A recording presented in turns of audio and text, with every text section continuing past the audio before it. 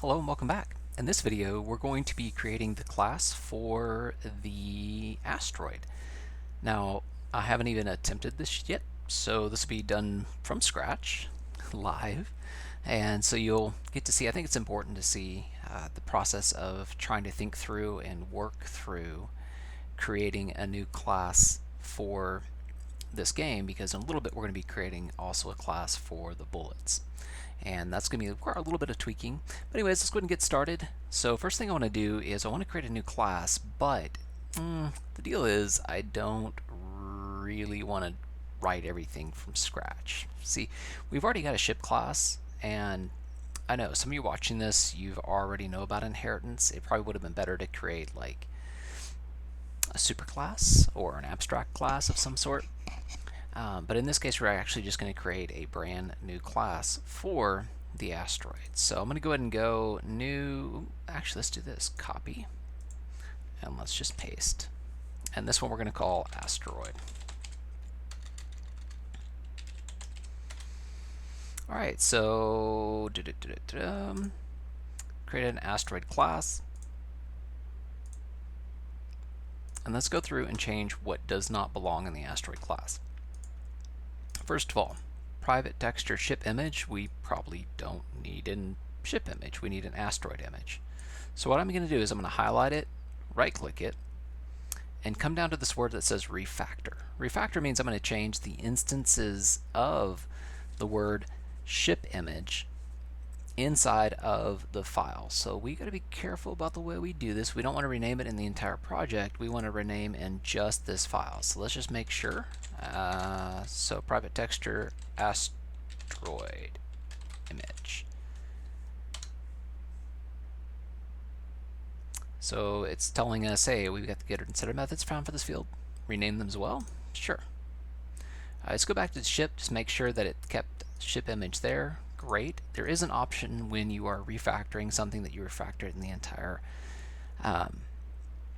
program. However, since this is specific to this particular class, we're going to be just renaming it from within this class. Let's go ahead and rename this one. So refactor, rename, and we're going to do asteroid blown up image. Notice I highlighted just the part that I wanted to change, and it changed it down below.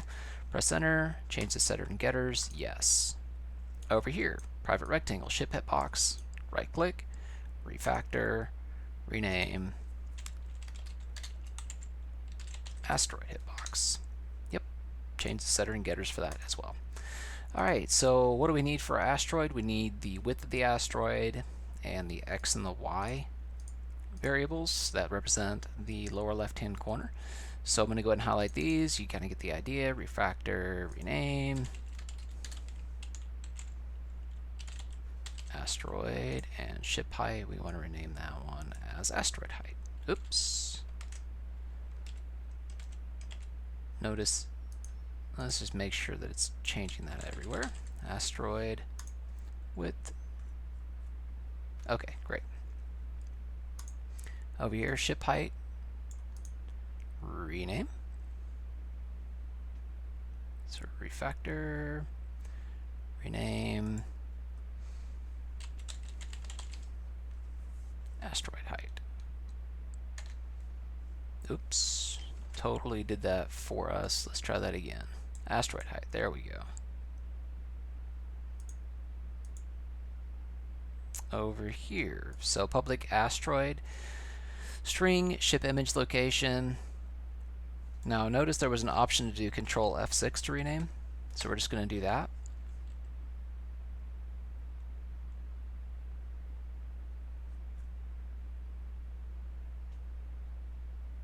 And we're going to rename it right here, asteroid, refactor. Alright, blown up image.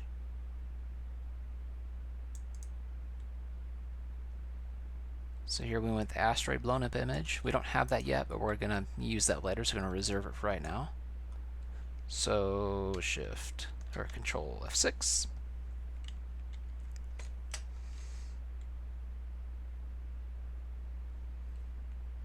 And we're going to name,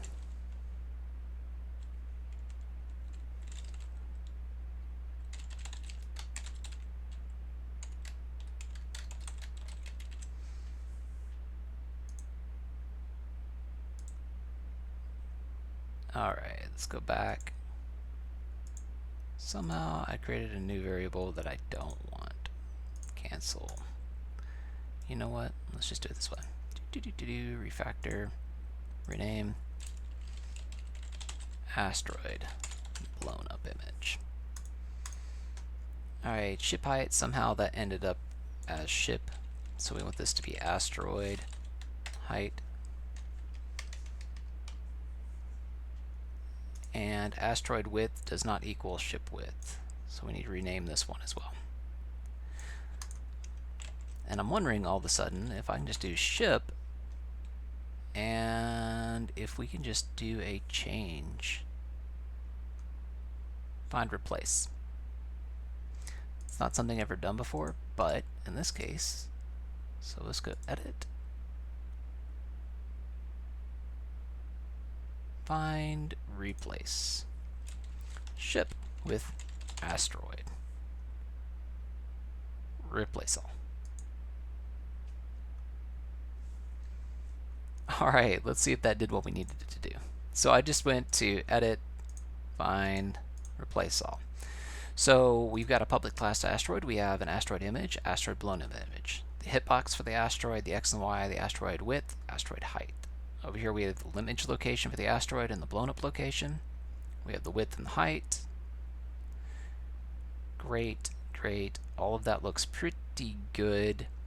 Now, come down here, public void move asteroid. We're going to want to change this method because we don't want the asteroid moving as you press the keys. We want the asteroid probably just to fly straight down the screen. So we'll change that in a second. I'm going to delete all of this for now. And check collision. Asteroid hitbox with another rectangle. That's totally fine. Get asteroid image. Return asteroid image. Set asteroid image. Get its blown up image. Get its X. Get its Y. Get its width. Set its width. Get its height. Set its height. So all that's the same as the ship. The only thing we really want to change, other than the names, make sure it said asteroid instead of ship, is its move method. Now what we want to do is we want to move the asteroid straight down the screen so we can try to avoid hitting it. So let's say this dot y. So we're going to be getting this instance of y, and we want to set it to y, and we want to move down the screen. Minus 5. Why don't we do that? And asteroid.set position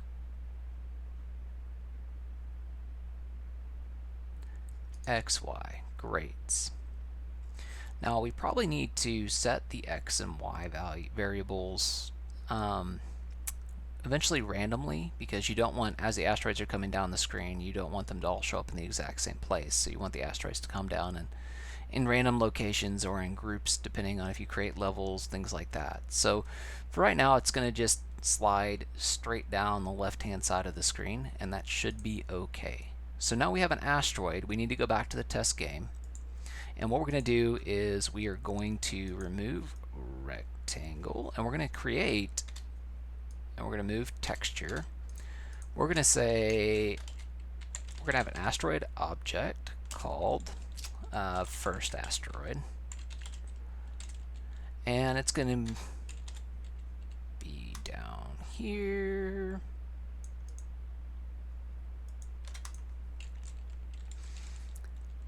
First asteroid equals new asteroid, and we need its location, so we're going to say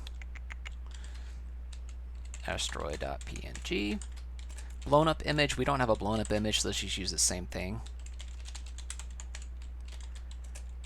And it wants the,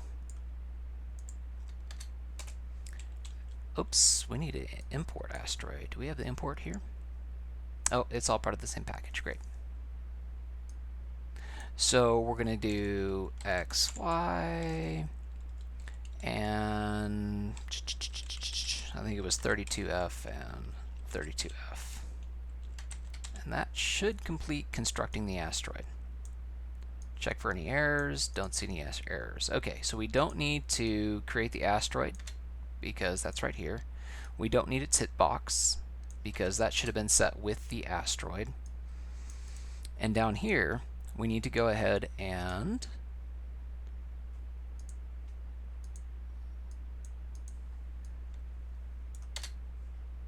we'll come back to that. That's checking the collision between the ship and the asteroid hitbox, but the asteroid hitbox doesn't exist anymore. We took that away and we created something called first asteroid in its place.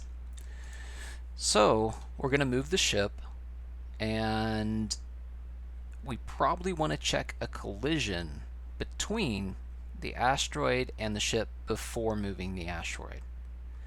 Because if the ship runs into the asteroid before the asteroid's moved, then we still want there to be a collision. We might want to test that or play around with it for right now, but or in a little bit, but for right now, let's just try that. So we want to check a collision between the ship and the first asteroid get first asteroid hitbox. First asteroid, that's what we need to do. Dot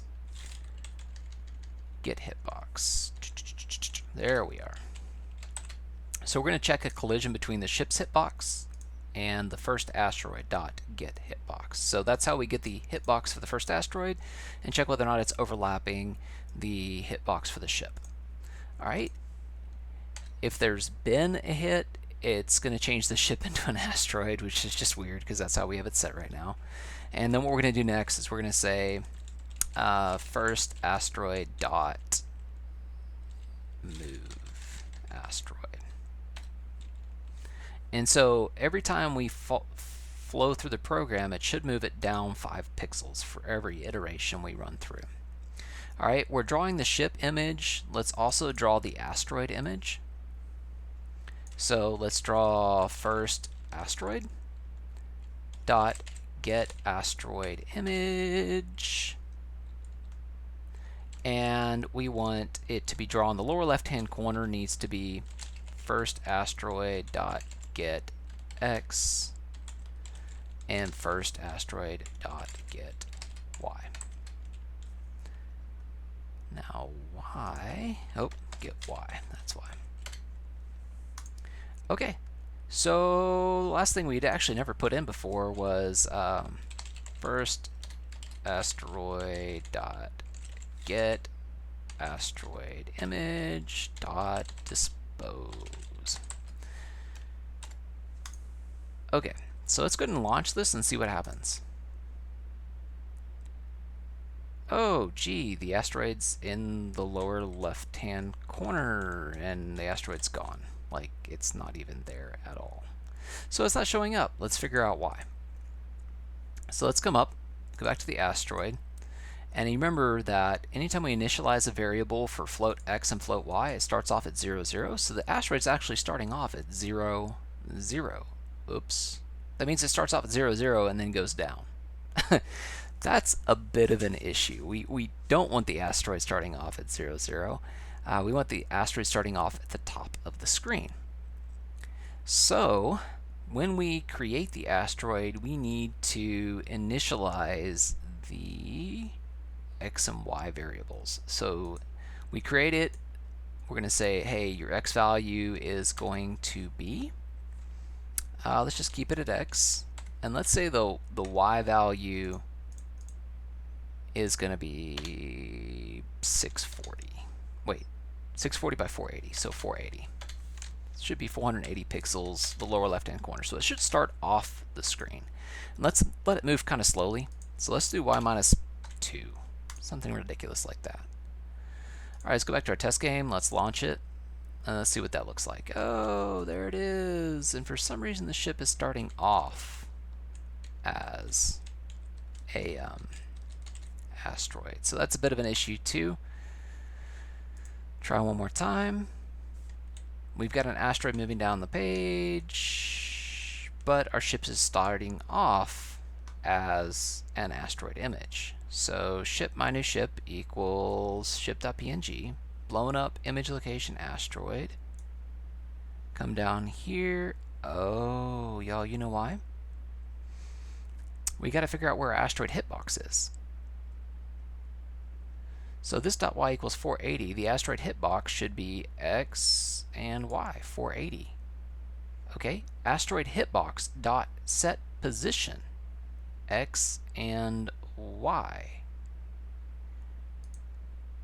Y'all, we never set, so right here in our constructor, this dot y refers to the y value of the instance variable. We're saying it equals 480 for the instance. When we come down here, move asteroid, this dot y equals y minus 2. Great. Asteroid hitbox dot set position is x comma y. So the hitbox is probably starting off at 0, 0 because it's not this dot y. Let's try this. Let's get this instance's y value and see if that makes any difference at all. No, no difference at all.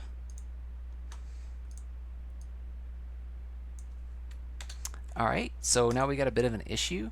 The asteroid is moving down. The ship is colliding, or having a collision at the very beginning, which means that when we come here, first asteroid, get asteroid hitbox. Okay, so the ship hitbox we've already tested, so it has to be the asteroid hitbox that has the issue. New rectangle at x, y. So it should create a new rectangle at 0. That's the default value. So at the origin on the far left, and it should create the hitbox at 480. Then when we move the asteroid, we should be changing the value of y, and we should be setting the position as x comma y.